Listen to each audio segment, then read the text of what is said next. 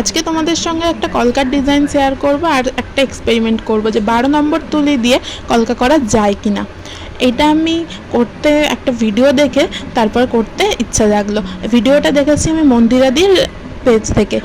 মন্দিরা চক্রবর্তী আমি যাকে কলকা দিভাই বলে সেভ করে রেখেছি, এবং আমার ওনার কাছে কলকা থেকে বলো, ওনার মেকআপ থেকে বলো, সমস্ত জিনিসটা আমার খুবই ভালো লাগে। তো ওনাকে আমি প্রতিনিয়ত ফলো করি।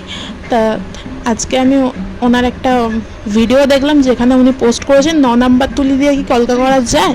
তা আমার কাছে 9 নাম্বার তুলি অ্যাভেলেবেল ছিল না, আমার কাছে ছিল 8 নম্বর তুলি আর ছিল 12 নম্বর তুলি।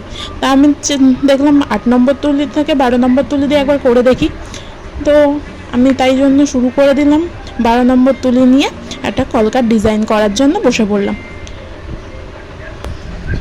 একটা ছোট্টর ওপরে সিম্পল কলকার ডিজাইন আজকে আমি করছি। তোমরা দেখো, তোমরা যে কোনো রিসেপশনের ক্ষেত্রে তোমরা এই ছোট্ট কলকাটা করতেই পারো, এরকম ছোট ছোট স্ট্রোকের ওপর দিয়ে। আমি জানি আমি পারফেক্ট নই, বাট তাও যতটা পারি করার চেষ্টা করি। এবার বাকিটা তোমরা বলবে যে কেমন হয় না হয়। এবার আরেকটা কথা বলে রাখি, এখানে একটু 19-20 হয়েছে, কেননা ক্যামেরা যেহেতু আমি একা হাতে ধরে একা হাতে ভিডিও করছিলাম, আবার একা হাতে এদিকে কলকাও ড্রয়িং করছিলাম।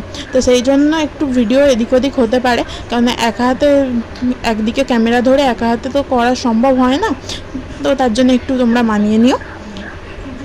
আর তারপরে অবশ্যই জানিও ডিজাইনটা কেমন লাগলো, বা 12 নম্বর তুলি দিয়ে করা যায় কিনা সেটা তোমাদের সঙ্গে শেয়ার করার চেষ্টা করলাম।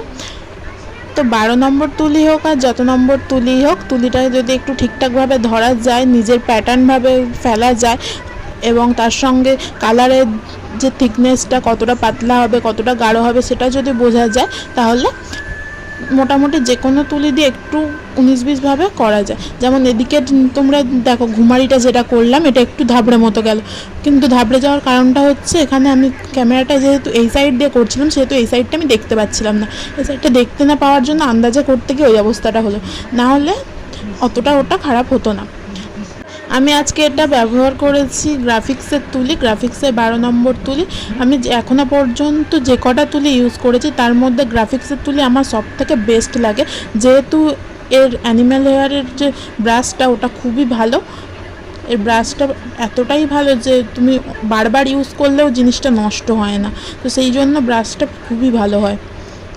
হঠাৎ করে ভিডিওটা দেখে আজকে এতটাই ভালো লাগলো যে ইনফরমেশনটা পেয়ে আর মানে করার জন্য মনটা ছটফট করে উঠলো, যে কারণে আমি অমনি সঙ্গে সঙ্গেই ভিডিওটা দেখার সঙ্গে সঙ্গে মনে ঠিক করলাম যে আমিও ট্রাই করে দেখবো যে কীরকম হয়। তো যেমন ভাবে তেমন কাজ, সঙ্গে সঙ্গে আমি তুলি নিয়ে বসে পড়েছি, আর বসেই এই ডিজাইনটা আমি তৈরি করলাম। তো ডিজাইনটা কেমন লাগলো অবশ্যই জানিও, আর আমার করা কাজ তোমাদের কেমন লাগে সেটাও অবশ্যই জানিও। কমেন্ট বক্স খোলা আছে, নিজেদের মতামতটা কমেন্টস করে জানিয়ে যেও। এই হচ্ছে ফাইনাল লুক গোটা কলকাটার।